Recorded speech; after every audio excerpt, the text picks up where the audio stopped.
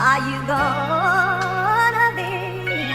Say that.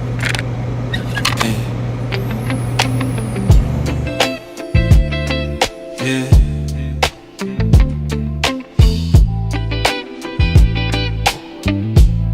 Welcome to the conversation. Yeah.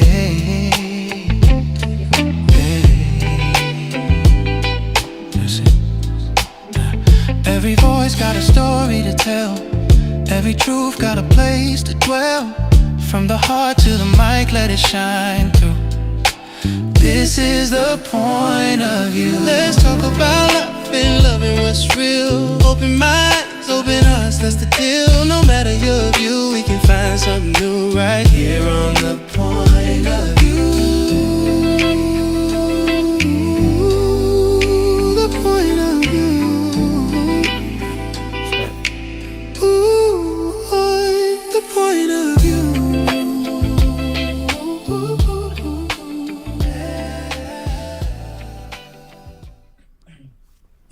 Yo, what's happening, people? What's happening, family? It's your boy, Uncle Tay. Welcome to the point of view. Listen, we got some fire for y'all this evening. We have a discussion that needs to be had. Got a good one. It's gonna be a deep one today. Okay, we're gonna dive into some things. We're gonna see if we can get some healing around here. We appreciate you guys joining us again. We got my sis in the house today. Yeah. How you doing? All right then. I'm good, sis. I'm Okay. good. I'm good. You You good? know, Okay. I'm almost not. I don't want to get in trouble. You already know. I was screaming on screen. I was screaming I don't on want to screen. get in trouble. You know how you do. You ready for the rainy weekend? Well, no. What? It rained on last weekend. And my grandbaby's track meet. I got rained on. Hell, I didn't want no more rain. You don't want more rain? We need the rain. I guess we need it, but We need hell, the rain. yeah, sunshine. Sunshine is always nice. It's all right. That's right over here. Ain't it? Yeah. You know what I'm talking about. How's the week? It's good. The week? So Okay. far, so good. All right. What about you? Once again, it's the end of the week. It is. It is. Yeah, I'm good. Been tired. Little sluggish this week, but you know, You they got me your going. vitamin? You're not doing Yeah, you know, I take them. But you know, sometimes now and then you get that kind of week. So that's probably why you need a little rain to rejuvenate you. Rain make me sleep. Relax. That's right. Relax. I ain't got time to be relaxing. Yeah, you do. You got time. You earn time. I Yeah. guess you're right. I'm gonna have to learn that Yeah, you gotta take time for self. for sure. Like Raya World. Like Ryan, Yeah. just Breathe. like Ryan, you know. And wanna be. I think he sleep already. So with it, baby. What's happening with it, man? What's happening with it? Like, there's a lot over there. I see you got your Easter shirt. You know, they didn't talk about it. You know, I had a pretty good week, man. I had grandbabies all week, man. for sure. Yeah, they bring life into all. Man, they do, You man. sound they roll out too. Yeah, He is. they cranking the house up, driving that bitch off. Boy, Cranking it up, driving it off. mind you, man. They keep you going. Them old grandbabies keep you fired up. You can't rest. Shoot, but you had a good week. Enjoying them, huh? Yeah, man, except this rainy day, man. You know, kind of knocked the starch out of things to go good. And Oh. it was a lot. I'm sure they was standing up in the corner. Hey, she don't know nothing about them 90s, man. Honestly, they was ready to go to the track. You know what I'm saying? Corn running down. Hold up. Wait a minute. Good people out there. Because if you're up with me, you're stuck with me. Just hold on, baby. It's about to go down. For sure. We also have Miss Raya from Raya's World joining us again today. What's up, baby girl? That's our baby girl, y'all. Hello, Uncle Tay. How you doing? I'm good. How are you? I am good. I am good. How has your week been? You know, Monday kicked off a great week, so I've just been on a high all week. Already, you had your premiere. You had a great premiere. Good job on that. Thank you. Yeah, I got everybody excited and waiting to hear more. Yeah, you gonna feed some folk. Yes. Good stuff. Good stuff. Shoot. So we have in the house our other sister, Miss Sunshine. Hello, how y'all doing? What's happening, girl? I'm And then the good. dope talking shit. Listen, the way you Because she look on at your the side door, today. you look like you just came out of delivery as a proud dad for the 6th time. You had the shirt and you had the shoe covers on, bro. I know you took the cap off. Well, she already on And one you day. dressed like she called you and said her water broke and you was drinking bottomless mimosas at brunch. See that? But Hey. you look good though. She And gave it you to know me what? too, bro. You gonna have to let me see these socks because They look like they Christmas socks. I'm I know. gonna have to ask Did you you do it to because him? I was Did exposed. you do it to him? My socks was exposed, so I'm gonna need to see yours Yeah, so they for can sure. understand that we exposing socks. Yeah. It is Chevron. I knew that. Pick him up, pick him up, pick him up, pick him up, pick him up, pick him up. He can't just stay up that high. You gonna catch You a gotta cramp. get his up, you know what I'm saying? Can we see? Oh my God, come on, bro. I'm not gonna do mine out like this. But, you know. Mine's are the Texas socks. So yeah, the ATB shout out Hey, Texas. hold him up, sis. Hold him up, sis. That's the ATB forever work socks. So, What y'all let me? that ain't no out That's 25 years strong, baby. That's 25 years strong. Get everybody the gift certificates. Oh, We try to show yeah. appreciation. to Yeah, you. yeah, that's the appreciation That's socks. appreciation Yeah, socks. and that's the side gig. Yeah, yeah. Oh, for sure. Ain't nothing wrong with that, too. Ain't nothing wrong, man. That's good stuff. That's good stuff. I just don't understand how y'all don't know like complimentary fashion. Huh? You know what I'm saying? Complimentary fashion. I take that. I don't take it as a slight. I take it as well, you saw me cross the road. Hey man, how y'all doing? Yeah, because it always be bright. And I'm trying to blind you. last was really bright. I'm trying to blind you. I'm checking off the colors in the crayon box for you. Hey, check it out. We also have our other sis, Miss Texas Tanya. Tanya. What's happening, sis? Hey, thank you How for you doing having today? me. How everything I'm been good. good? Yes, You know- I am good. You stay busy. You stay busy. I'll be checking you out. So Texas Tanya Cheatham is she is known as Texas Tanya at Brick on Brick Motion on YouTube. So check her out. She stay busy. She on there every day doing something. She be having tea and all kind of health and wellness benefits on her on over there. And I'll be like, man, this girl ain't nothing wrong with it. Shoot, I'll be checking her out. She hails from the University of Notre Dame. She has her master's in counseling and guidance. So we are definitely blessed to have you with us today, sis. We appreciate Thank you. I'm glad to be here. Good I'm, stuff. yes, I love this conversation and I can't wait to dive in. Nice. I called sis. I was like, whenever we have these type of discussions, deep discussions, I always try to get a professional in, kind of speak with us and kind of, guide us and lead us through this type of conversation. So I really appreciate you. I called her first day. Matter of fact, I think I hit her up on Easter Sunday. She was at church with her people. That's and crazy. she said yes from the church house. See, that's a good woman. That's a good Blessings woman. be right on That's a good time. woman. Blessings Yeah. be right on time. Won't you do it? She said, I'm with my family right now and shit. But absolutely. Good stuff. So we are going to talk about that ain't love. Yeah, that ain't love. Understanding domestic abuse. Okay, so we're gonna dive into it from different angles because I've learned. I don't know, to be honest with you, a lot about it because I never experienced. Well, I may have experienced and didn't know it, You could have. and I could have. I could have because It comes in all forms and fashion. right, but growing up, and I may have said it before. I witnessed. We had some strong women in our family. I think I've mentioned before.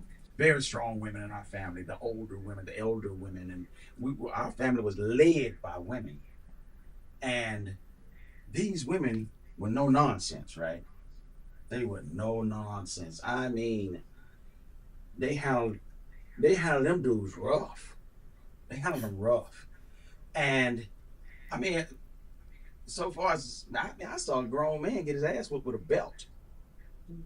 Yeah, I didn't associate that with abuse. I associated it with weak men.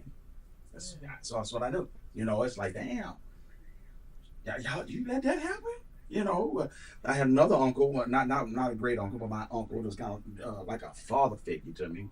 And I remember him telling me one day, it's like, hey.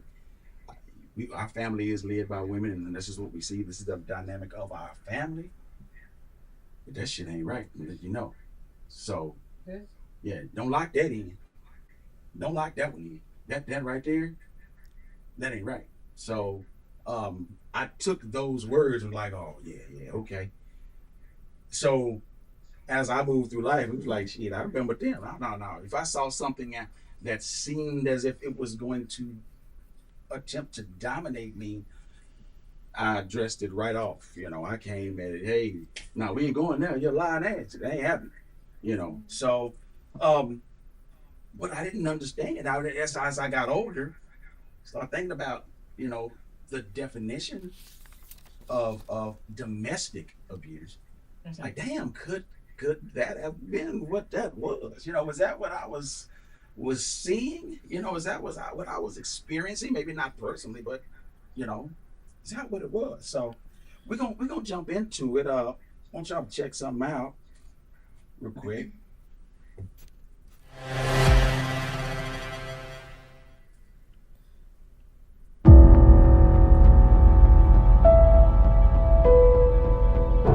It's estimated about half of the world's population is now living under some form of lockdown. And while home may be the safest place to be, it's not the case for everyone. Across the globe, women and children who suffer from domestic violence have no escape from their abusers during quarantine. Activists are already reporting.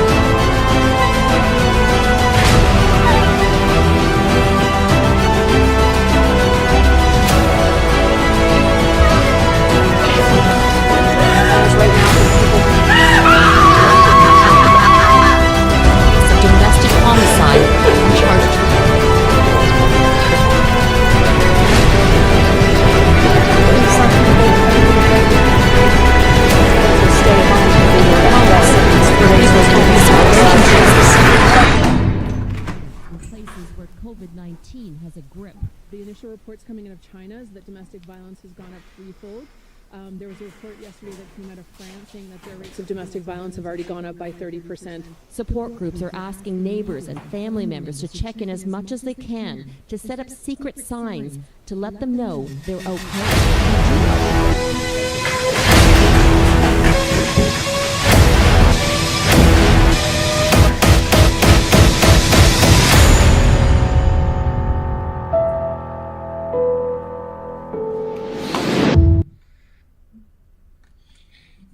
All right, let's talk about it. Let's talk about it. That ain't love. Understanding domestic abuse. Abuse, first thing. Let's do this. Let's check out the definition. Just abuse. Improper, excessive, or wrong use. Abusing a privilege or substance. Or physical, emotional maltreatment. It involves treating someone or something harshly, causing injury, or using insulting language. The definition of abuse. First thing I wanted to ask. I've explained I'm not real familiar with it. I want to have a transparency moment. Again, my family, that situation.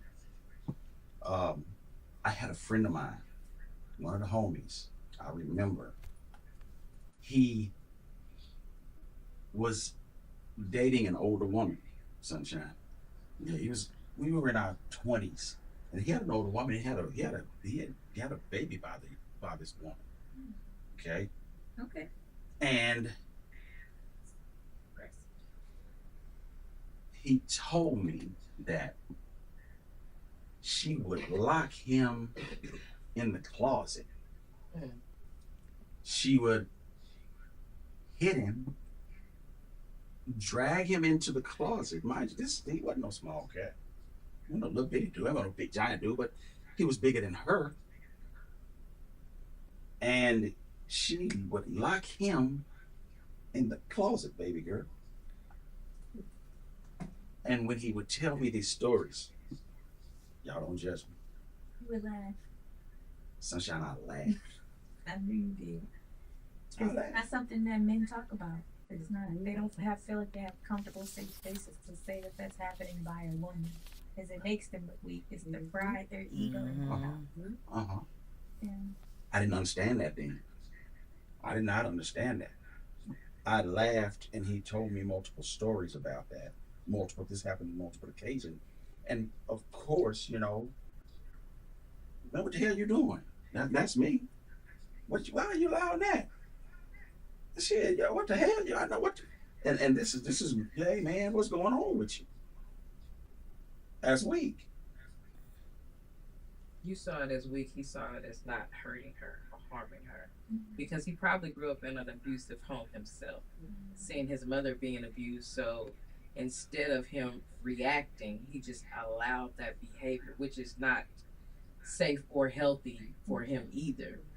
But to maintain his composure and to not repeat the cycle, even though he was repeating the cycle, he kept his hands to himself, and he allowed her to dominate the relationship and the behavior, which was domestic violence. And I think that stems from the fact that he didn't feel like he had a safe space to talk about it, to heal from it. So he actually manifested his childhood trauma. Right. Okay. I also want to say sometimes men grow up and they may have been abused by their mother figure as well. So then the lens, your inner child is only recreating that same situation as an adult. Because of what happened to them. So they're viewing their woman as a mother figure. Right. Just at a different stage in her life. Right. Okay. Mm-hmm. Okay. Not necessary. Okay.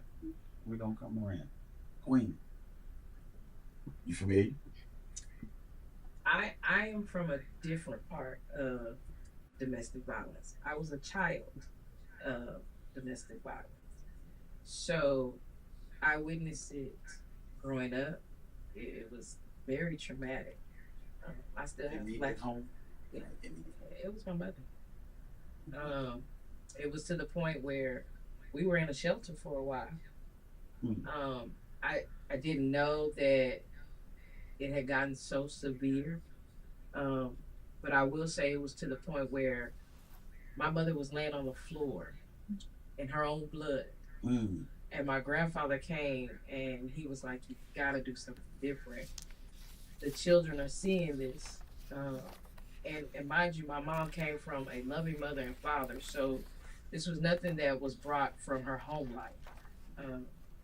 But it wasn't until she actually relocated that she made that step, because a woman she worked with saw her at her desk.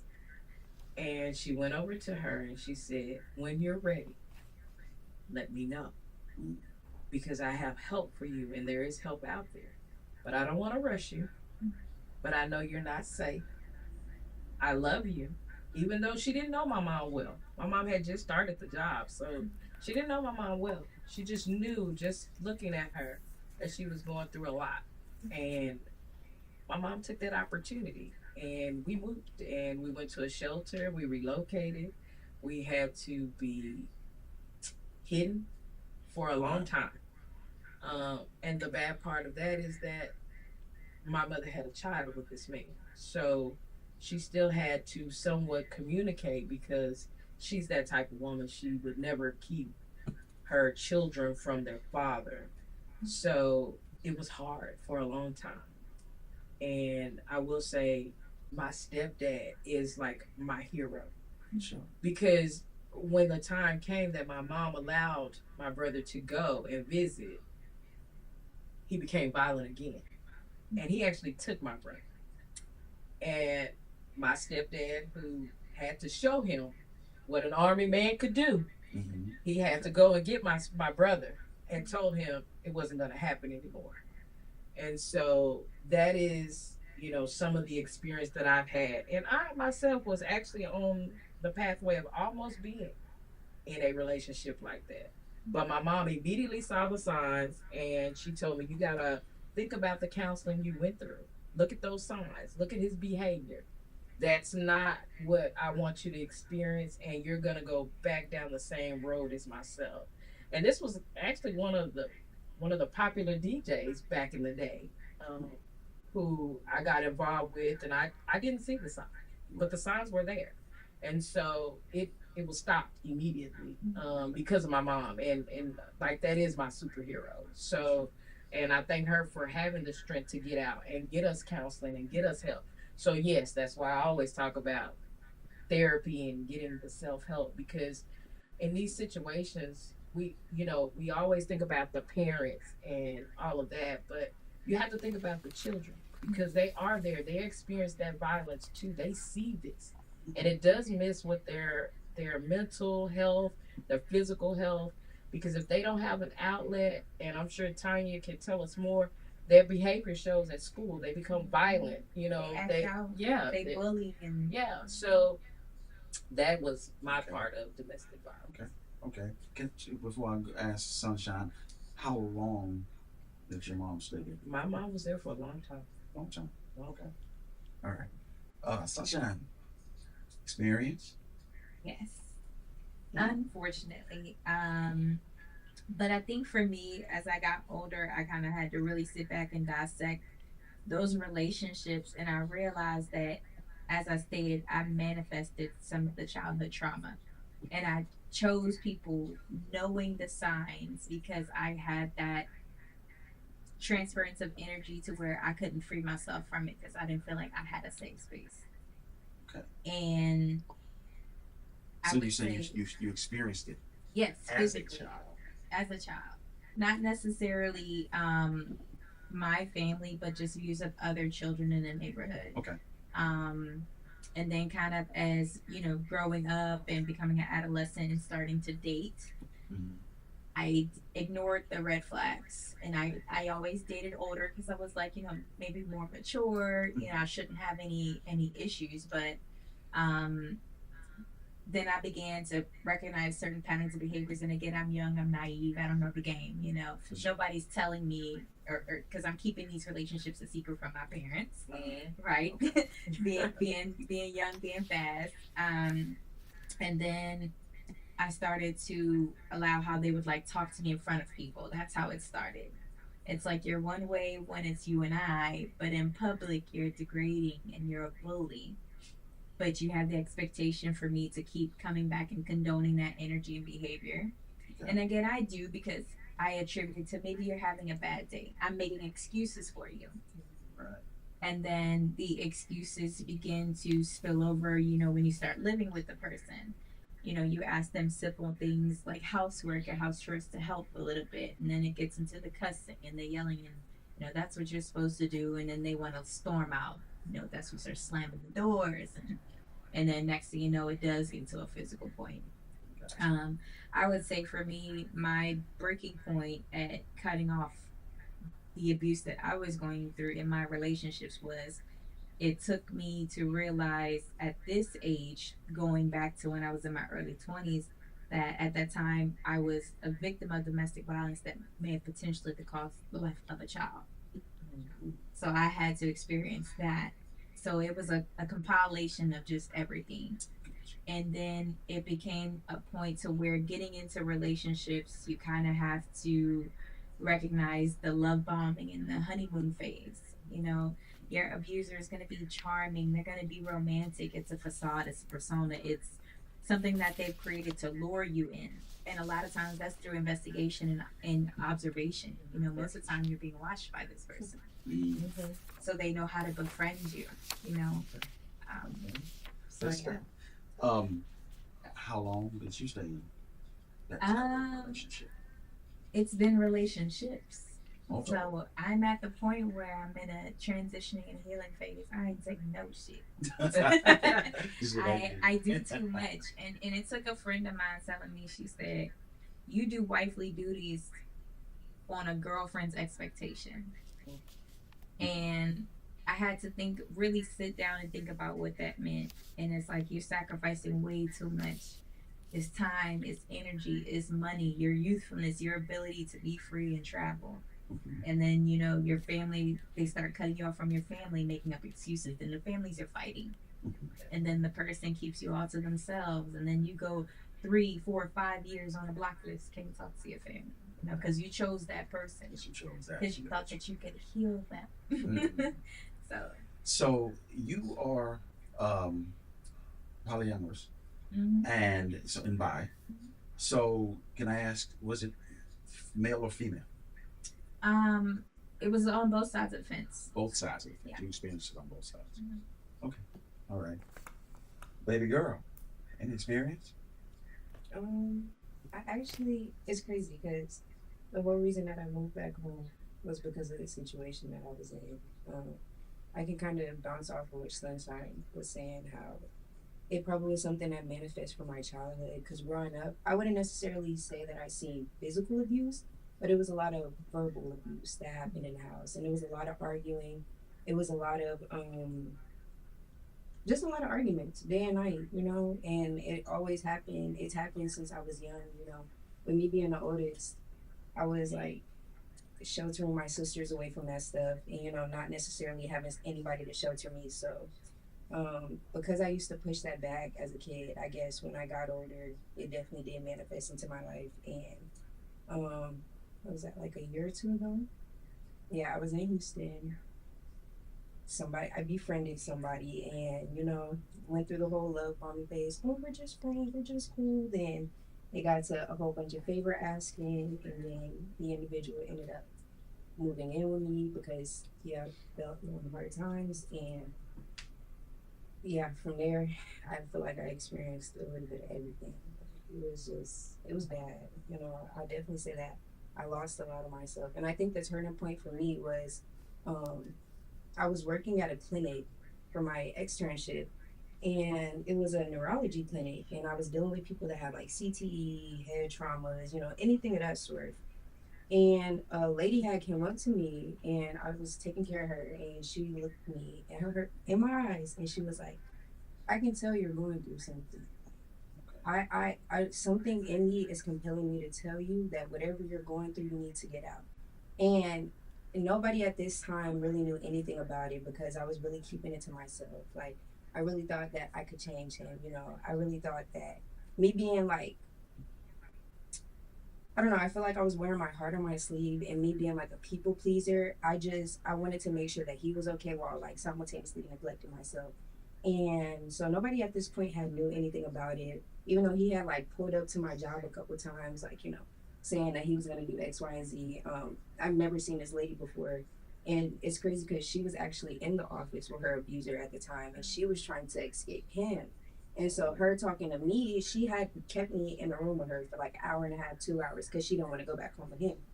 And she had told me the entire story about her and her husband, and she was like, God is speaking through me, and He just wanted me to tell you, like, whatever situation you're in, you got to pull yourself up out of it. Like, you really got to get out of there and go. And I'm sitting there with it, looking at this lady, like, full blown tears in my eyes, and I was like, how did you know? And she was like, I can just feel it. She was like, you It was look the color in her face. Yeah, The dark I was, circle. and that's the thing. I had lost so much weight. My eyes were literally sunken in. Like, I wasn't eating, wasn't sleeping. Like, because it was just You can only hide. Yeah, you can only hide it so long. like it was just a continuous circle, like day and night. Wake up, we're arguing, 8 o'clock in the morning. Get home from work, we're arguing. Going to sleep, arguing. Like, it was just a constant cycle of just abuse. Like, it was bad. It was bad. Tanya, she's 21 years old. How common is that? It actually is more common than people realize. It can start in high school, even in junior high sometimes, if you know, teenagers are not aware of what the signs are, because there's like a grooming phase. Sometimes you will see younger girls, and it does happen with men as well. As we mentioned, sometimes it's underreported as well due to the stigma of feeling judged or laughed at. But many times it will start out as, oh, he's just protective of me, he doesn't want me to go here or there, he loves me so much. And so they feel special. You'll feel like, oh man, he's protecting me. And then it just continues and it grooms. Then it's now isolation, keeping you away from your friends and your support network. So when the abuse actually starts to unfold, now you have no one to turn to because you've isolated, and he's got you in a place where you can't reach out to anyone because they're kind of mad at you now, because they're just like, oh, you know, she's forgotten about us. She's living the good life, but all the time she's being groomed and manipulated and emotionally controlled. Sometimes they will even like brainwash you, gaslight you. I've seen it often where they will convince the person that your friends are not your friends. I'm all you got. Even show up for you in financial ways if you're coming from a background where you're impoverished, or you know, you don't have a lot. So now they're doing things for you in the very beginning, buying your love. You feel like, oh wow, somebody's really seeing me. And a lot of times, you know, and we use the word narcissistic often. Some people do exhibit the traits, but there is a clinical diagnosis. But if they can get you to open up, they'll mirror you and then become everything that you need in that moment. You know, I'm here for you. I know your daddy's not home. They'll kind of learn everything they need to be able to mirror you in the aspect of becoming what you need and seek. And then once they have you full control, then the mask falls off. And then that's where you see it. It becomes difficult. Now and it's like hot and cold. And so it becomes neurological and psychological in the sense that there's fear attached, but then there's moments where there's remorse and they're sorry, they're love bombing you. So once that distress hits, psychologically, the wiring, now you're tense and anxious. And then all of a sudden here comes the apologies and the remorsefulness and the gifts. And now you feel a sense of relief. Now you're like, oh, you're waiting on it. Your body needs it. So it's like a rewiring, and that actually is in itself like the definition of trauma bonding, like a psychological attachment, and it develops and it's very unhealthy because you're like seeking out that, you're waiting on that period, and then your mind starts to always pull from it's good sometimes, you know, it's not all bad, and he did this X, Y, and Z, he's paid for this for my kids, whatever it is. So it is very difficult to, yes, and because you'll keep pulling from the good things and the good memories and the good moments, and he didn't mean it, and he's stressed, and you'll start like rationalizing it. Everybody's hurt him. He'll turn into a victim. Maybe I was wrong. Gaslight you. There's a movie called Gaslight. Some people don't understand that definition. It's where he will make you think your reality, like whatever just happened, he will recreate your reality where you feel crazy. There's a movie called Gaslight where a man was making his wife feel as if she was losing her mind the whole entire time. She wasn't. So it is important to document all the time, keep records when you're in those kind of situations. And sometimes if it's very pervasive and severe, it's not safe to just leave. You have to have a safety plan. When I lived in Indiana, I worked, this is during COVID when the rates went up because now you're in the house with your abuser. You can't go outside. People are stressed, money, just all the different situations. So now you're locked in the house with your abuser. The rates went up. I was in Indiana, and I was working like Gary, Indiana, where it's a lot of crime, and it's like right by Chicago. And all of my cases were DV based. And you would see it. I was in the family preservation department as a therapist. So we're like trying to repair. And so you're like trying to work with people who probably should leave to get them to stay. And it was very, very disturbing at times to see it, how it would transpire and what would happen. I think you guys just talked about how long it can take an abuser to leave. On average, there is 7 attempts to leave. And also I do want to say, because I was looking at the statistics in reference to that, but basically 1 in 3 women and 1 in 4 men in the U.S. have experienced physical violence. And those are just the ones that are reporting. Obviously, you have to keep in mind that men on average seek out mental health, therapy and all of that just in general. So they're not going. So I'm sure those numbers are not even accurate. So like I said, most don't leave right away. It takes several years. On average, it takes up to 7 years for a survivor to actually leave. And then when you look at homicides, more than half are women. So it does look like it's a gender type of situation, but we understand there's underreporting on the male side. Right. So you mentioned men. Watch this. Domestic violence victims suffer in silence, feeling like they can't come forward. And this can be especially true for men in these types of relationships. ABC4's Caleb Aggerly looked into how changing the narrative will help many of them speak up and report it. Male victims of domestic violence may feel like they can't talk about what they are going through behind closed doors. Experts say they may be afraid to reach out for help because they feel shame or are worried they will be judged. You were just berated, belittled, put down, degraded. 1 in 2 women will experience intimate partner violence in their lifetime, and 1 in 4 men. And those numbers could be underreported. Men hesitate to report it simply because, we all perceive men as being these strong male folks, and if you're involved in a domestic violence, they don't want people to view them as being weak, and it's really not weak.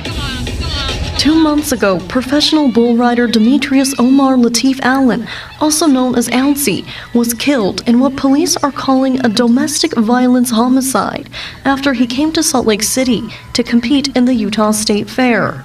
To know Alcy was genuinely, truly to love him. LaShawn Denise Bagley, who police say had an on and off relationship with Allen, was arrested for investigation of murder and felony discharge of a firearm. Allen's family says that he was a great light in their lives, and the loss has been extremely difficult. It's like I'm still in a dream, and I just want to wake up and have him back. It just doesn't seem real to refer to him in past tense.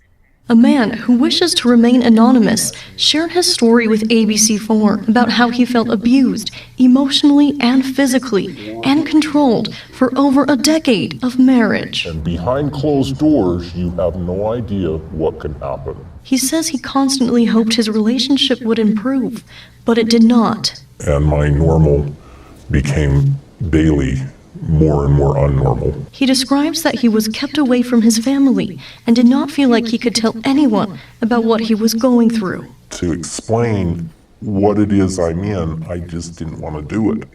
I couldn't do it. I was shell-shocked. And that he could never imagine he would experience what he did. I was walking on pins and needles, on absolute broken glass. I couldn't keep my mind straight. And eventually the abuse put him in the hospital. She hit me so hard that it knocked the wind out of me. The mental abuse also took its toll. My soul was ripped from me. But he said men may feel like they won't be believed or they might be trivialized, which is why it can be difficult for them to come forward. When do you ever hear about that woman that screams and yells to where that man is deaf? Well, you don't.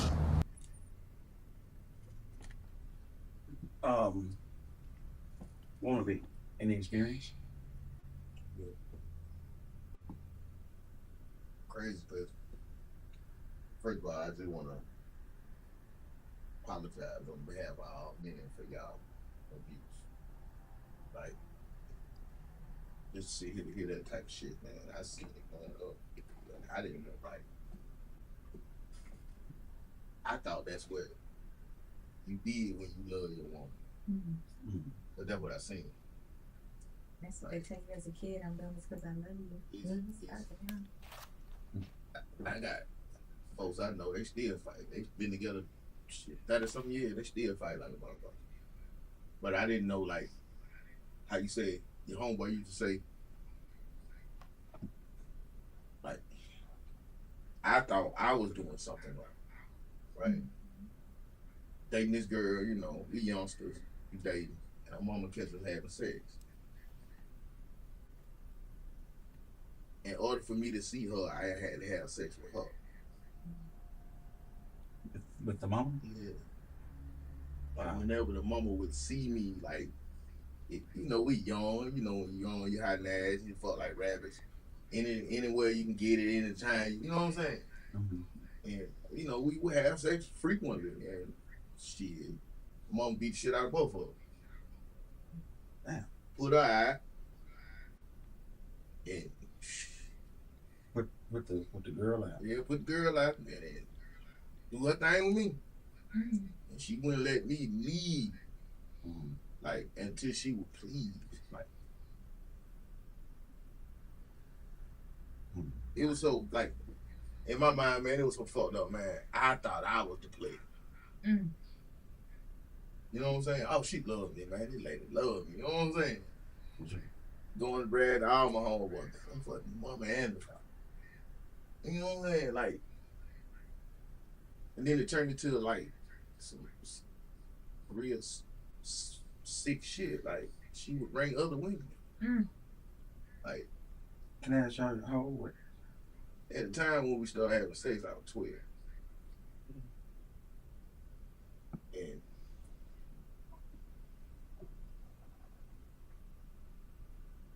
I thought I was such that man.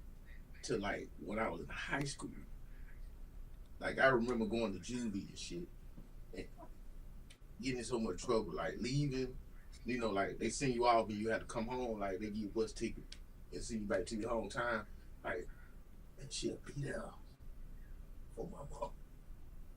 Like when I get off that bus, she would tell dog, open arm with her daughter, like everything was cool. Mm-hmm. No, buying new clothes and shit. She was raising him. Grooming him, and yeah, pretty much she was grooming you to be out there and manipulate and think that, you know, it was a lot of taking advantage of you. But I didn't understand, like, that was abuse and trauma, right?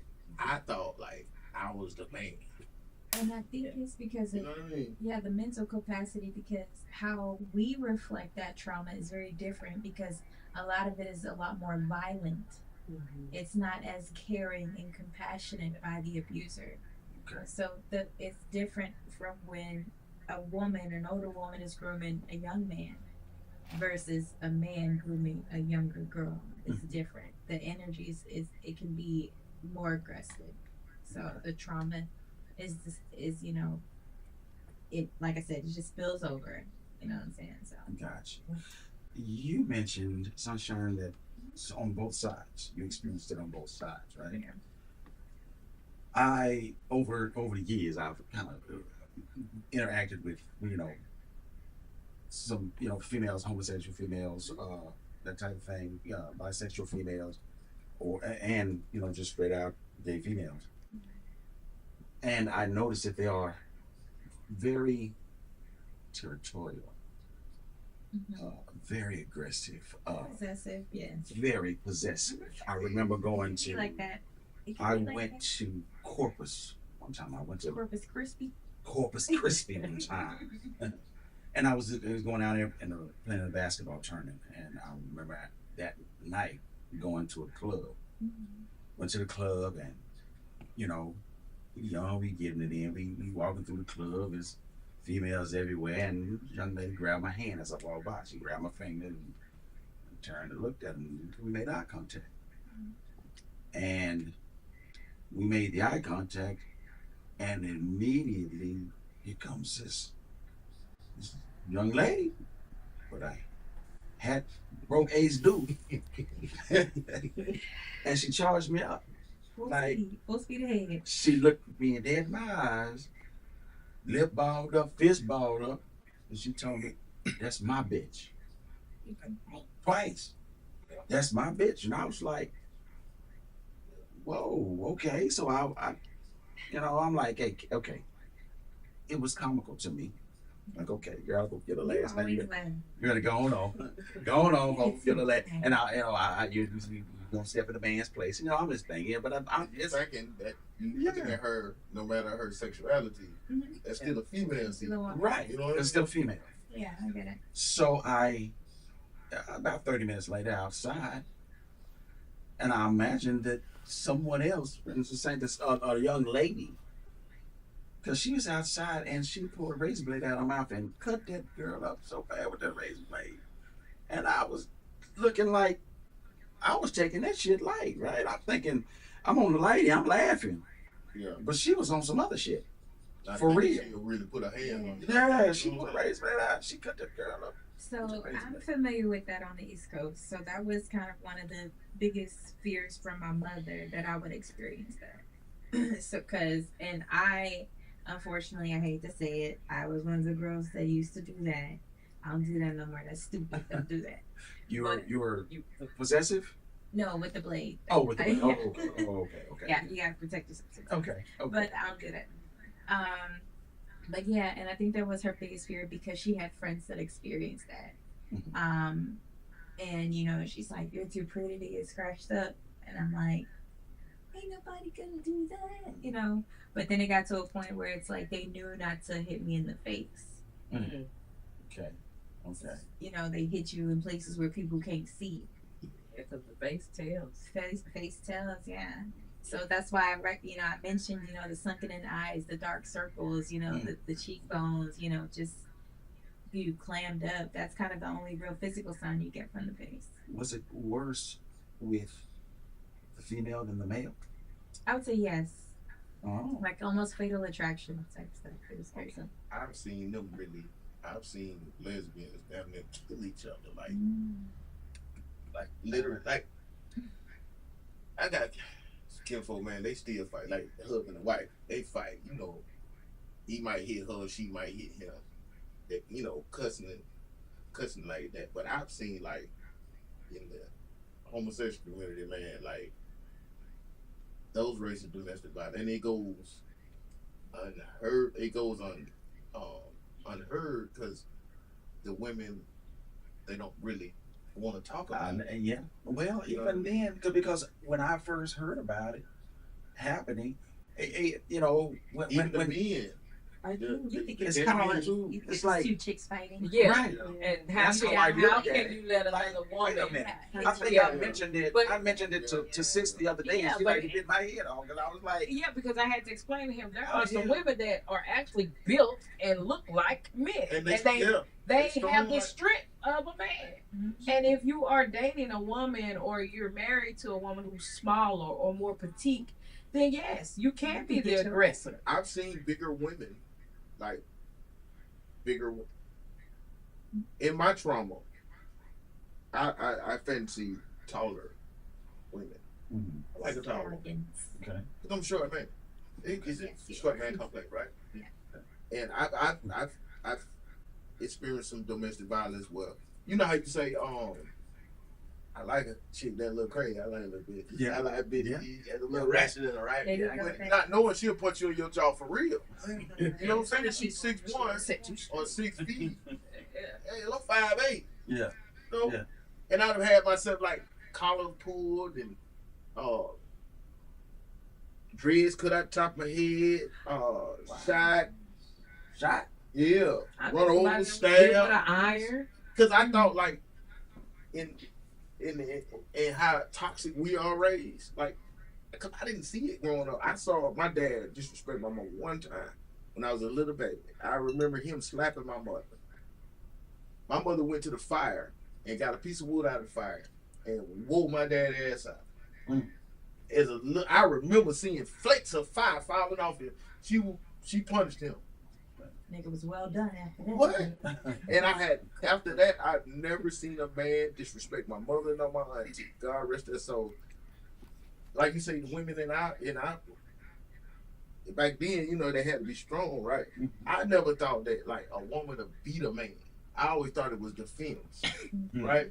Until I got in that relationship, and then like every other kind of relationship I was getting into with women, they would be a little like you want them with a little mouth, right? You want them with a little sass to them. You know what I mean?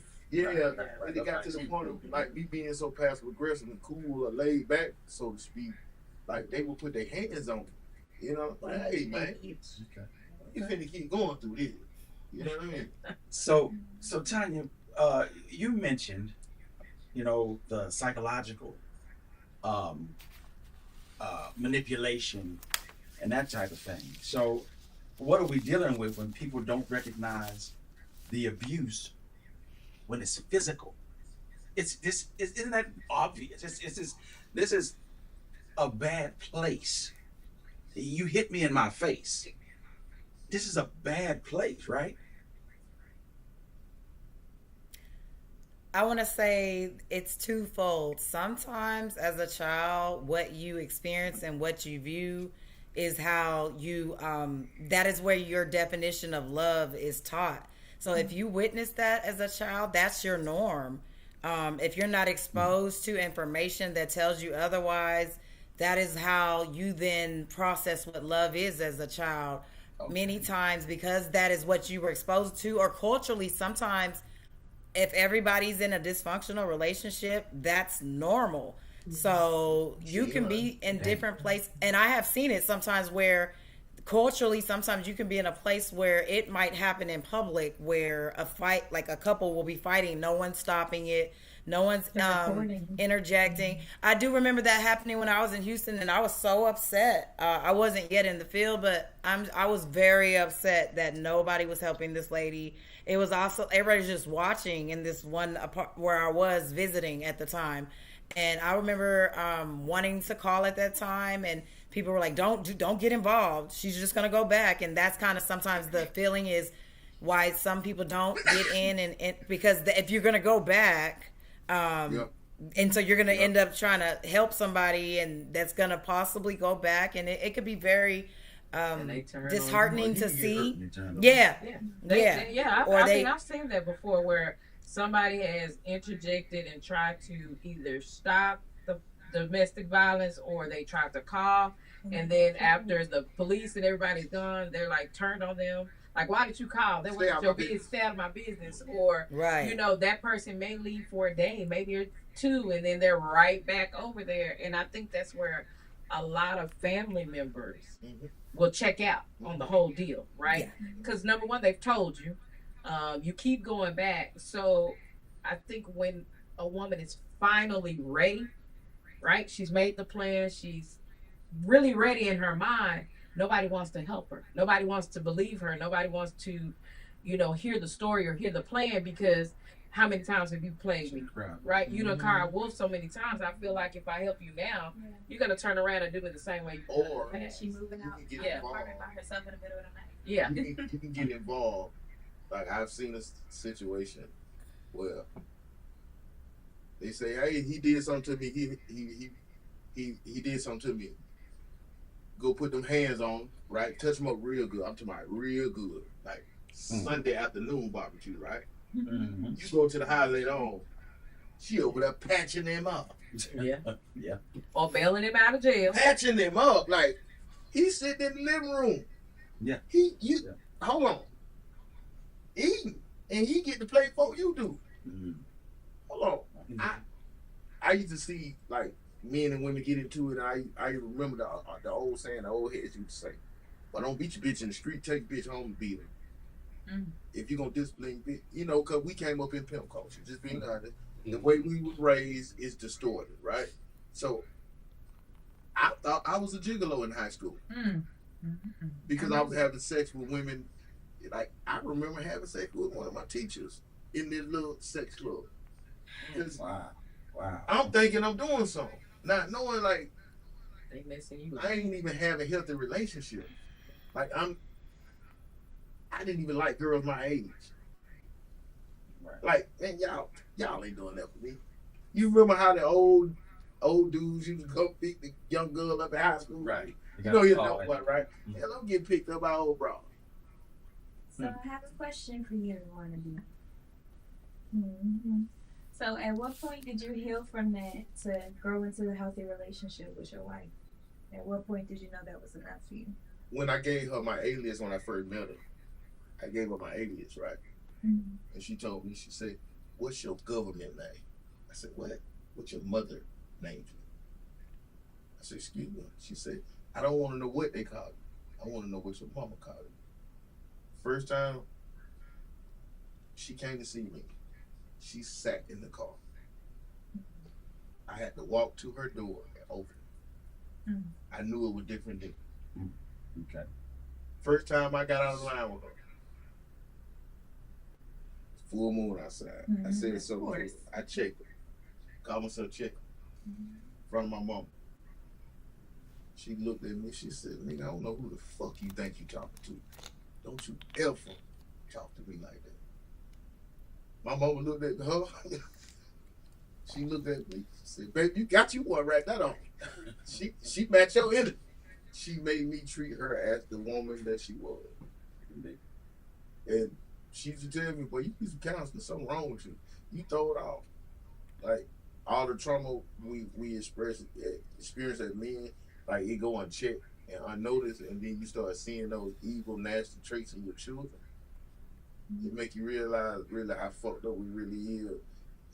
I had to keep apologizing to y'all about that abuse because, like, I've always been to that brink of, man, this bitch up. But it's just something in me be like, you know what, man, don't put your hand on her. Because I know how I feel if you put your hand on my dog. For sure. Can I For sure. piggyback off of that? Oh, go ahead. I want to piggyback off of what Miss Tanya said and what Wannabe has said.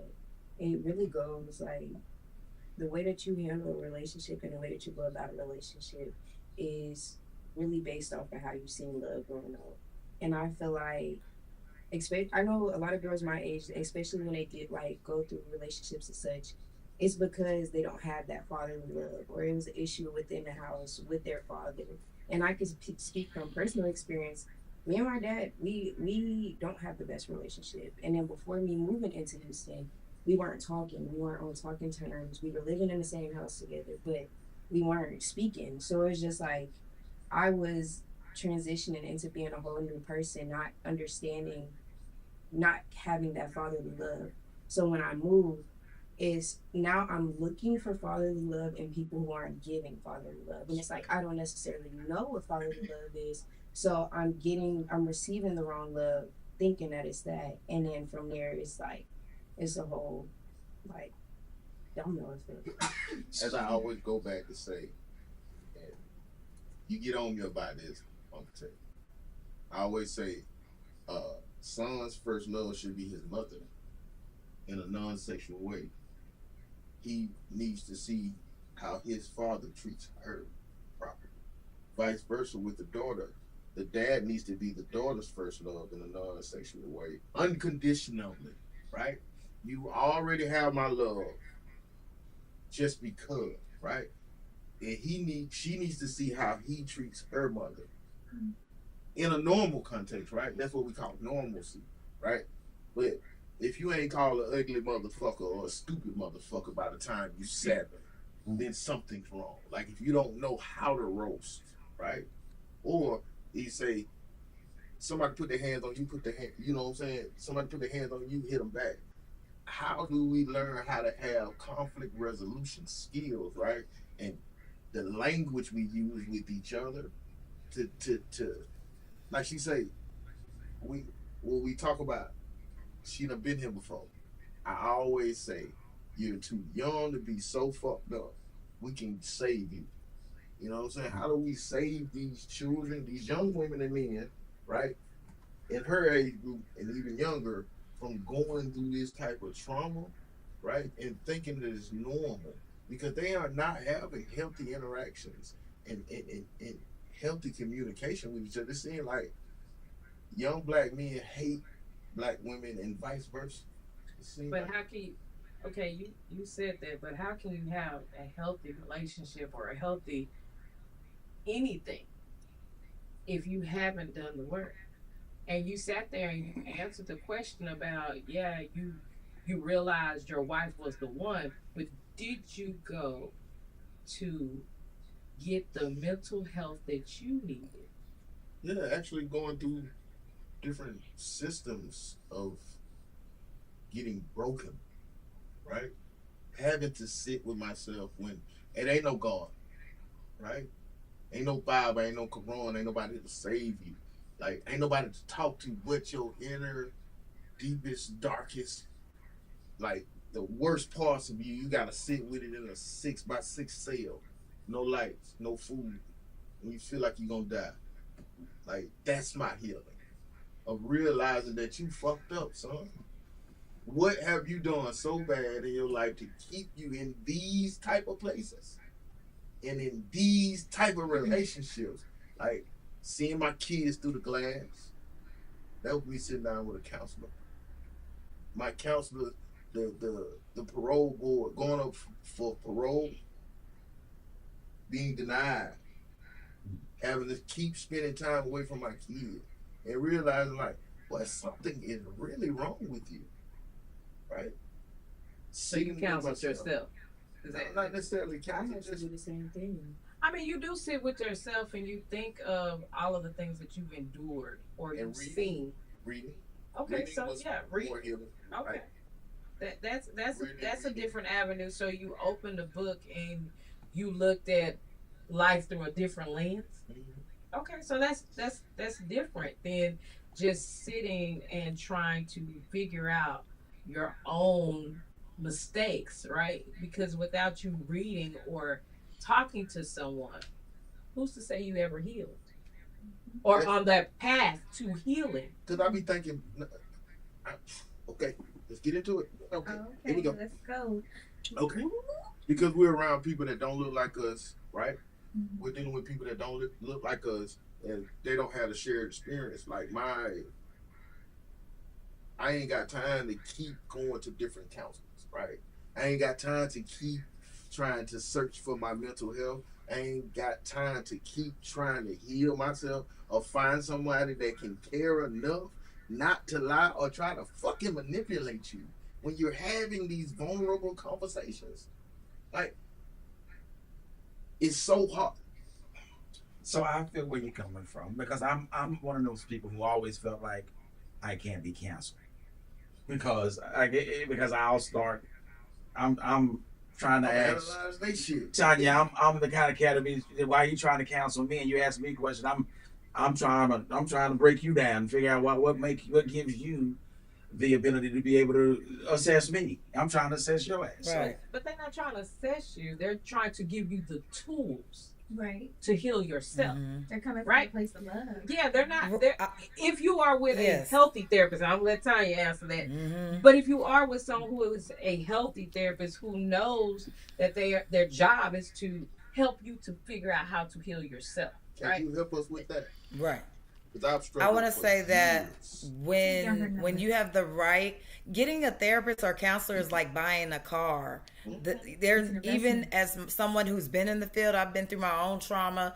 I remember not enjoying the process, but I've worked in the field. I just didn't enjoy it. It was heavy. It was too much. I got stuff to do. I'm too busy.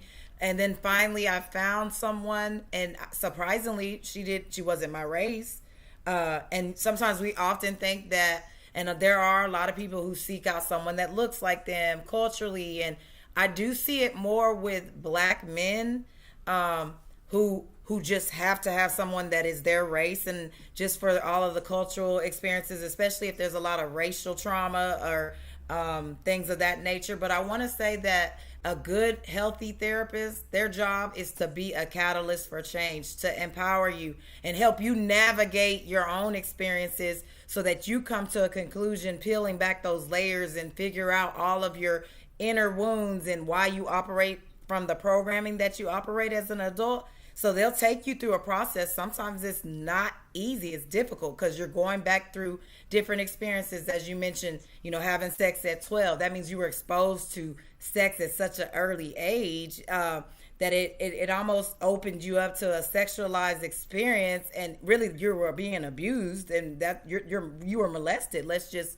call it what it is. And sometimes that teaches you what you view in sex and those kind of relationships. And also because you're a man, I've seen it often where men have older women, you're 12, they're 13, the woman's 20, and you're kind of deemed as like, oh, it's a cool thing, bravo. But in reality, you're over sexualized, and then you have a hard time being faithful to somebody because you were exposed to that at such an early age. So I do want to say that it isn't easy to find a counselor that fits your style, that has the cultural understanding sometimes that you might have experienced, or can understand, someone who's been incarcerated and all of the other aspects that come with that. And because sometimes a person can't speak from lived experience, they're textbook. And that can be difficult where they can't have empathy because they've never seen it, but they can still be pretty good in helping you navigate. So I wouldn't say close off to someone who has never experienced it, but sometimes you will get some counselors who've been through some things. And if they're healthy,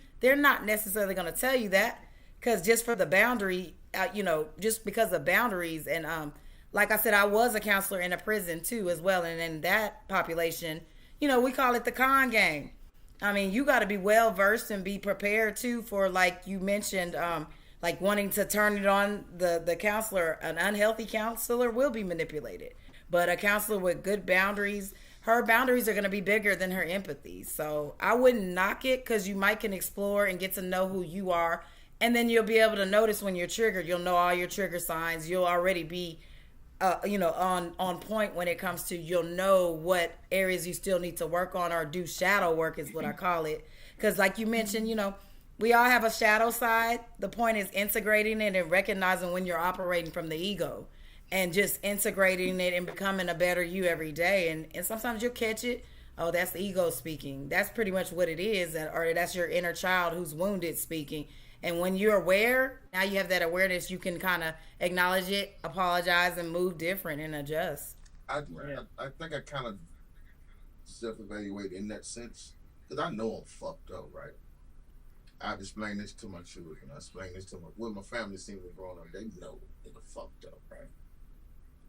Just getting through another day without crashing the fuck out sometimes, that's all the nigga need, right? And then you string a day like that together, right? You string a day like that, Monday through Friday, right?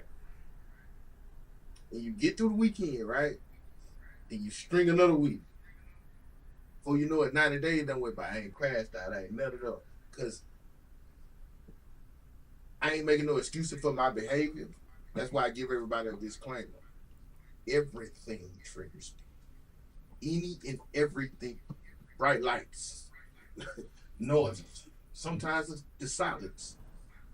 It's like, niggas so fucked up, it's triggering to even. Sometimes I had to realize, well, you like grass. Well, you like just fresh air, right? It might be a smell.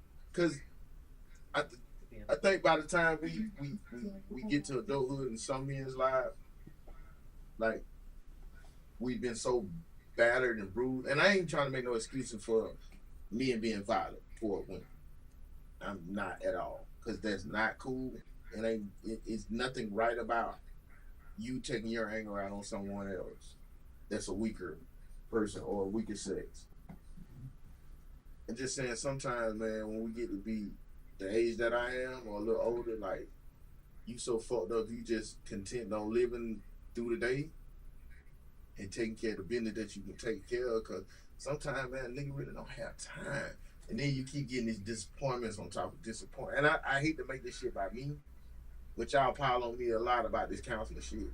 And, like, find me somebody that I can really talk to that ain't gonna lie, that I can be transparent with and vulnerable with, and that ain't gonna expose me, because I don't want my shit on the internet. I don't want my family shit on the internet, right? I want to be able to be vulnerable and transparent without feeling like I done got fucked in the end. Cause then that shit get dangerous, and you know what I'm saying? But you don't feel like you've been taken advantage of. You agreed a minute ago. You self-counseled? Mm-hmm. I'm still self-counseling. How? I don't know. I really don't know. It's like, I really can say that I would say just about a couple months ago is when I started seeing color for real. Because there was a point in time where all I was seeing was gray. And it's like, I moved back home and I was lost. I didn't know me. I didn't know who I was. I didn't know who I was outside of him. I hated the way I looked. I didn't love myself. So it was like, I had to genuinely hit rock bottom in order for me to like look at myself and be like, okay, the only way you can go is up. And so, yeah, like you said, it was a point in time where I wasn't even worried about it. I was just trying to make sure I made it. I was okay enough to see the next day. Because there was some points where I was just like, I'm battling too much. It's too much running through my head. Like, especially when all the flashbacks and stuff get to hitting, like PTSD. Oh yeah, it's like he said, it's certain noises, certain smells, certain places. Like my car was a really big trigger for me because that's something that we had constantly gotten into altercations with, and so it was like I found my car being a safe space, but while that was being my safe space because I'm trying to get out of the environment that I was living in, I'm simultaneously being triggered by it because that was something that he had turned into a traumatic, like, you know, a traumatic spot. And so I would say self-counseling, I don't know, I would say that was probably the hardest battle I've ever fought. And it was just because I had to learn a whole new identity because at this point I've built up so many walls. My heart been basically shattered into a million pieces. So it's like I had to really pick myself up. And like Miss Tanya has said, it's shadow work that you got to do. It's a lot. I probably filled at least 20 journals in the last year, just speaking on and being like getting everything that's out here because I'm not very comfortable talking to people. You know, now I am, but like during that time, I was just so ashamed of my story. Like it was just like, why did I let myself go through that? You know, I was victim blaming myself in the sense that like, I should have been pulling myself out of there. I should have never let it get to the point to where I'm on the verge of getting evicted. I have to hurry up and pack in the middle of the night and move out, you know? So it's just, that's hard, you know? So is this the normal pattern? You beat yourself up? I don't know. I think for me, my experience with it was different, and it's because unfortunately, my abusers befriended me. We were friends for years. And it's like you share your intimate secrets, you're vulnerable with them, so you think that they're not going to use that against you. But that's also how they lure you in. Safe space. And that's how the love bombing starts, you know, and then from there you're in the honeymoon phases of it. And I think for me, unfortunately, there was a point where I actually stayed with an abuser on and off for 14 years. 14 years. And was groomed early on by this person, very early on. And, you know, it became a pattern of where I started acting out through intimacy, right? Because that was like, I love you. Let me make it up to you. Okay. Yeah. So then that created unhealthy sexual relationships because then it's like you get to a point where you don't feel anything. So Yeah, so then you don't know what love is, and you have people who are genuinely trying to show you, but you block it out because it's uncomfortable. Yeah. It's weird. It gives you like this weird energy, and you're just like, nah, I don't like it. You know, I don't want to do that. You know, and you end up blocking your blessings that way. So I think having a lot of discernment, and also creating safe spaces within your friends and your family. Sometimes those people that are isolated, all they want is a call from you or a text from you. You know, they just want to know that you're okay. And sometimes all it takes is them hearing you on the other end of the phone, and you can get that lump in your throat out, like you just cry. You know, and they coming, they on the way. For sure. For men, we can't. Like, you know, when you say about your homeboy, like, you can't say that. Like, man, she hurt me. It's hard to say that. And then, like, Yeah, it's hard to say that. I used to go back, like, keep going back for that abuse. It was like, after it was over, like, she would hug me and hold me like a baby, right? So I'm like, ain't no baby, I'm a man. Yeah, you my big man. You my big man. Thank But you were looking for something. Yeah. And I think in your situation, I had a she good mama, though. I know, but she was providing something. She knew that. That's why she offered you the love. Right. Yeah, she was A mother's she love. was, she was offering you that additional affection, because even being a good mother, sometimes good mothers miss small things. And she noticed those small things that you were missing. So she was there to fill in that and play off of that. So it wasn't that, you know, you actually did anything wrong or whatever. You were just being who you were, and she watched you. Like most abusers do. They pray, they watch, they sit back, you know, they get to know you, they befriend you, they observe you, they see what you're missing. That's how most children, and I'm sure Miss Tanya can tell us, that's how most children get caught up in those situations young that are molested, because they look at those children, they watch them. You Right. be a heartbreaker when you grow up. Yeah, and look at them pretty big. they try to see about the family life, what's going on in your family, what's going on around you. Yeah. Because that's how they take action. Some of them might be family. That's true. Very true. That's true. And we don't speak about the women.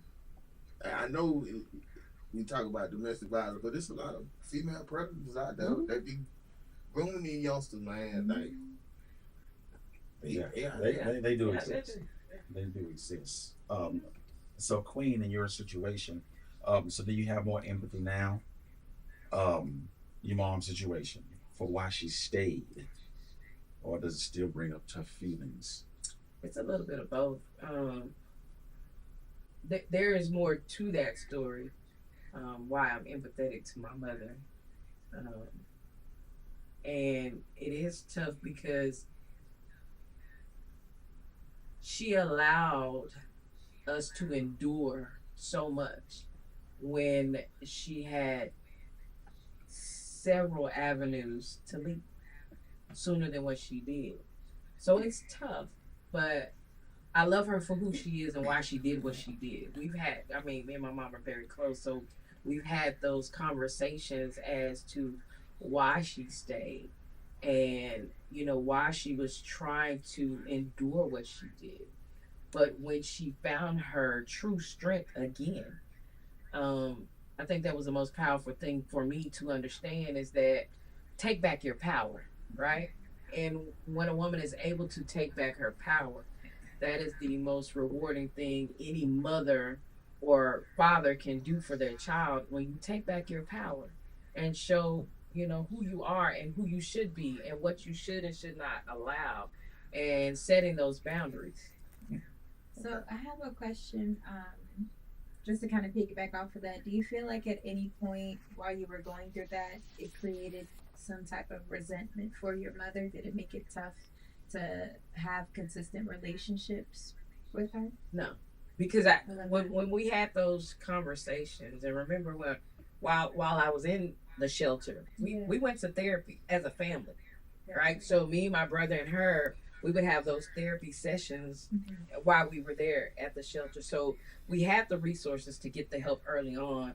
So there was no resentment because we had those conversations. Now, had she taken us and probably just moved away and we never got that help, then there probably would have been a lot of resentment. But because we had that and the bond was there, and it continues to grow, I don't have resentment. We didn't used to talk about shit though. Like We're going in my house then. yeah, Right. Yeah. traumatic. That was the traumatic incidents That's and what's stuff the- like that. We learned, like she said, we learned to just boys don't do that. That's true. Yeah. Yeah. It's kind of snowing over there. So, Tanya, are there forms of abuse that people normalize today that people should address or be aware of? I want to say, when you say forms of abuse, see, it's like an umbrella. There are so many different aspects that can happen, from the sexual abuse. Sometimes you can be in a relationship or even married and be sexually abused, but many won't report that because you feel like, I'm married to this man. It happens all the time. There's also financial abuse, where one of the other will control the money, and you don't have access to resources. So most times that's what keeps a person there. You don't have any money. How am I going to live? How am I going to take care of these kids? Just all of those aspects. So you're like financially dependent on that person. Also, like I said, there's the social abuse and the isolation that can occur. So now you are dependent on this person financially. You don't have access to your friends. Then there's digital abuse. Sometimes they will have tracking devices.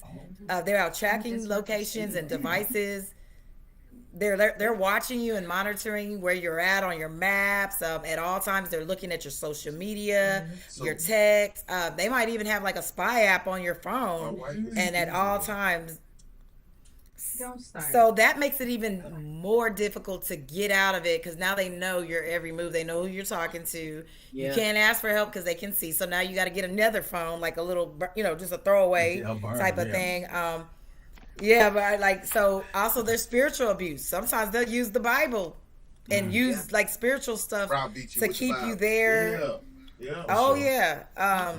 So like I said, sometimes you might have a person doing all of those things all in one. And like I said, after so long of being exposed to that, you're brainwashed. You now are shameful. There's so much shame tied to it. Why did I stay so long? How am I going to explain this?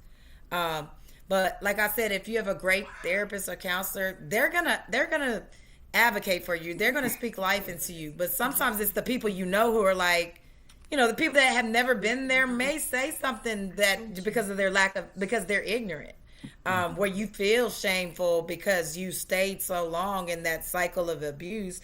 You didn't tell anyone. Now you're gonna have to explain why you were there 10 years, and it just makes you feel guilt, shame. Sometimes there's confusion because you're looking back like there were good times. There were really good times. Or you look like you were winning from a financial standpoint. So people are like, they're confused. Depending on what type of, sometimes there are narcissists who are really, really good at being kind to everybody else but you. Right. I mean, they're winning everybody over. And if they have the financial means, sometimes, and depending on your family dynamic, like let's say, you come from a community that's at risk and eco-disc, like economically disadvantaged. If this person knows what makes your people tick, he can have them in his hand from the financial standpoint. Now they love him. Why are you leaving him? They're looking at you like, why would you leave him? You're well kept. Or you should just stay because you're well kept. You have a nice this or that. You have to watch that, especially when you're trying to get out about family members. You have to really know who you can tell and who you can't tell, because some family members will help them locate you. They'll take them right to you. When you go look for help at the church, with your pastor, so most of the inner circle for the pastors are getting abused. Yeah, absolutely. There's so much abuse in the church. No, I'm talking about most pastors who run churches abusing their congregation, their inner circle. Because how she said it, they spiritually browbeat you with the Bible, make sure everything you do is a fucking sin. That you damnation to hell if you don't give all your money, even with, thank you. Yeah. He gave us a lot more. We done turned it to wannabe. We done lost the whole depth of the conversation. No, because we were abused for years in the church. Oh, absolutely, yes. We were abused. My family was abused because we made a certain type of money and we was in the inner circle. And everything we did was wrong under the eyes of God because we couldn't give, because we couldn't do certain things. What? You all right with me, Tanya? He's gonna need you after tonight. For sure. What we got up there? We got we got old school is up there. Is it what's up, family? What's happening, brother? What's going down? He stay on. He stay out coming off the bench. Look at it. OG say, I believe a man who hits a woman is a punk. I can dig it for sure. School says, not on duty, not on duty. Don't put your hands on me, and I won't put my hands on you. But I will defend myself. Defend myself at all times, no matter who you are. Okay? Rookie says, what's up, y'all? What's happening, Rook? What's going on, Rook? Miss Jack said, Miss Red Jack says spiritual abuse. Right. Yeah. Right. And that's what sis just spoke on. Spiritual abuse. Red flags. What was some red flags? Love bombing. The rush. Say a lot of times what they do is they'll rush you into this serious relationship. They wanna tie it up real quick. They wanna run into, hey, let's go ahead, we finna get married. Oh no, let's move in together. Yeah. Honeymoon the shit out of you. Absolutely. And get you and lock you in. Okay. Emotional vampires. Emotional vampire. Succubus. Yes. Okay. Draining of everything. Sis mentioned that isolation from friends and family. Okay, keep you away from your people. Those of you, they gonna be telling you, hey, this ain't right. They gonna and they don't want as long as they're not getting anything out of it, they will tell you. Yes. They're for hire. Yeah. Monitoring phone and social media. Just came out of that job. And now sis ain't doing that to you. Going on to it, man. No, she ain't a bitch. She ain't a bitch. Now he knows the signs. I know the signs. Yeah. Use my trigger. Jealousy described as protection. I'm just doing it because I don't want you to get in trouble. I'm doing it because I love you. I don't want nobody to hurt you. Yeah, I don't want nobody to hurt you. I feel that. I don't want anybody looking at you. I don't want nobody looking at you like that. You mine. Yeah. Territorial. Yeah, very smiling like that. Yeah. Why he looking at you? Yeah, you know him. Yeah. You know that person. Why she keep looking at you? Which y'all? Why she standing over here? This one, I guess, is from the outside in. Noticing loved ones walk on eggshells, timid. Walking. Well, you said that. Yeah, you have to be careful. And you did too. You said you wore it all. You wore it on your sleeve. You wore it on your face. You was kind of. Yeah.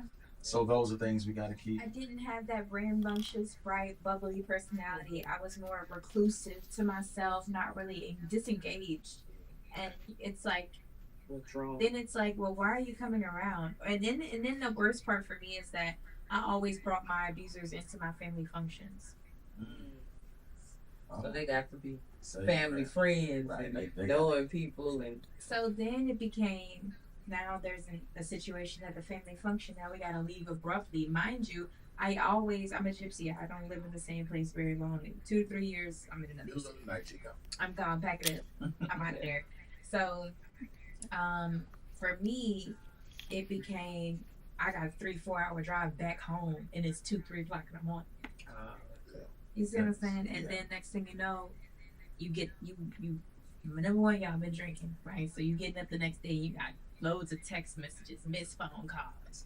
You know, you trying to communicate, and it's like you can't really say anything because the person on the other end is lashing out at you rather than trying to hear you out. So instead of them talking to you, they're talking at you. So now you're becoming aggressive and you say things that you don't mean, and then you on a blacklist, and then you have nobody. Okay.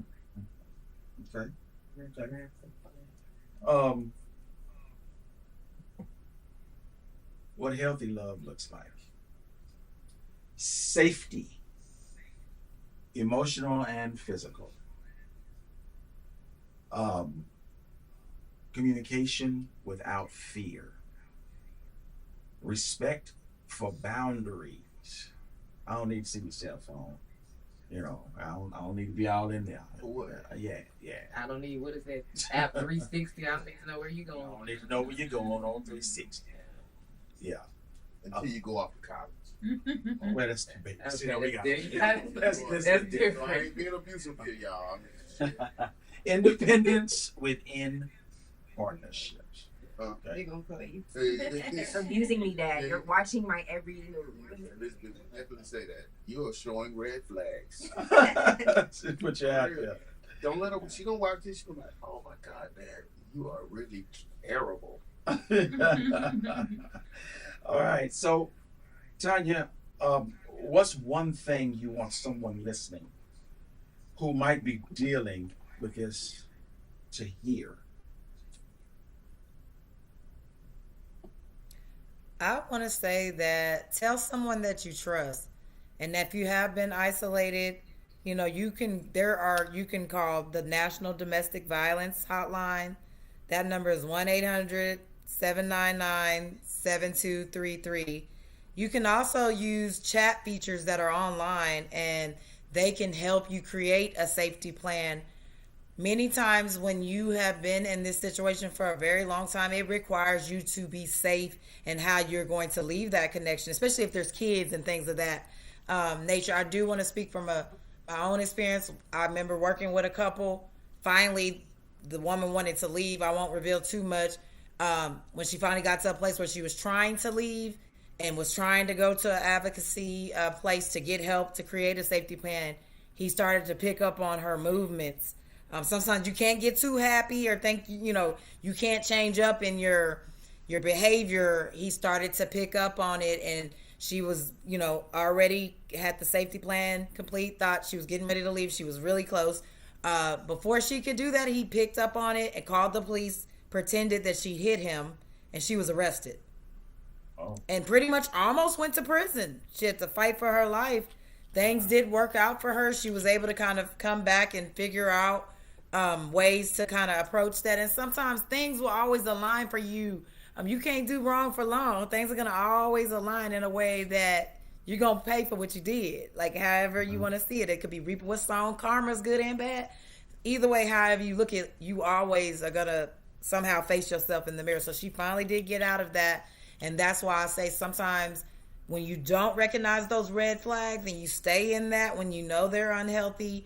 Now, there are a small percentage of people who will change. I have seen it. It's very small. But there are some women and men who have gone through the work, who have faced their own self in the mirror and changed. And it takes a lot of work because sometimes you have you might have a mother wound. Sometimes you see that where you just they hate women. Sometimes in the case of where it's a man, you hate women. You hate your mom. You've had a lot of experiences that just made you really, really not like women. So now you're taking it out on the woman that's, you know, that you're with or the mother of your children. So there are a small percentage of men who have changed, and I have seen it not So as Tanya, far as statistically. But like I does said, that there are happen often in the same relationship, or does it take them to move on and realize they did someone else wrong? Oftentimes, there's a small percentage who have changed in that same dynamic. But many times, once you have lost and you've been hurt and you recognize you're sick, or sometimes you're forced, you're incarcerated, now you got to face it. Or you just get to a point where you realize you've lost a lot of good women, or maybe you've lost a lot of good men if you're the woman that's the abuser, and you just face yourself and do the work. And but like I said, it's a very small percentage. Okay. Is it also true that y'all help me with this question? Is it true that like if you've been abused in that way, you kind of attract those type of people? Absolutely. Is that true? Yep. You manifest your trauma. Yeah. You manifest your abuse. And it's just there's small things, you know. It could be, you know, from a young man to an older woman standpoint, her learning how to make your favorite food that your mama makes. You know, it could be, you know, her taking you shopping to get things you never thought you could afford. You know, it could be taking you, you know, lavish things, gifts, and, you know, the 5 love languages. And that's when you're going through the honeymoon phase. But at the end of the day, it's a facade. It's a persona that they have created in order to create more victims, because they're feeding something within themselves. Okay. All right. Tanya, we appreciate you again. We appreciate you joining us again. We always love to have you on. Thank you, sis. Give me an applause over there, damn, real quick for my.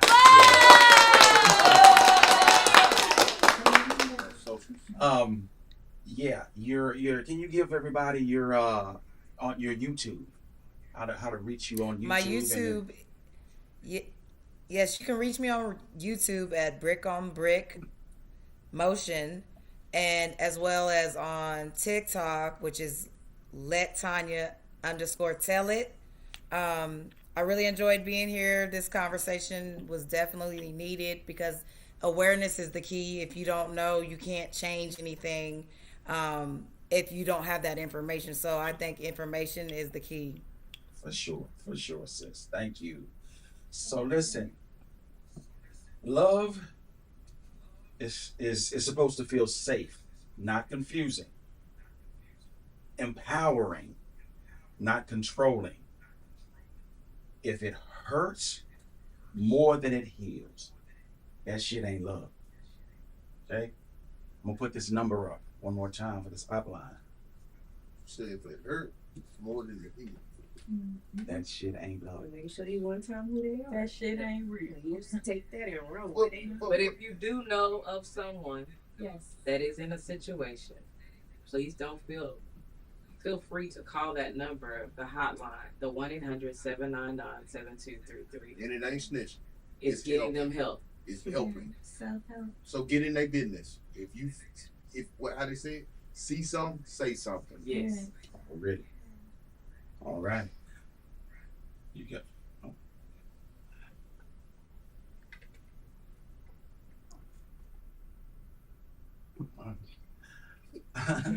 Got a little stomp there for a second. Hey, listen, we love you guys. Check it out. Tuning in.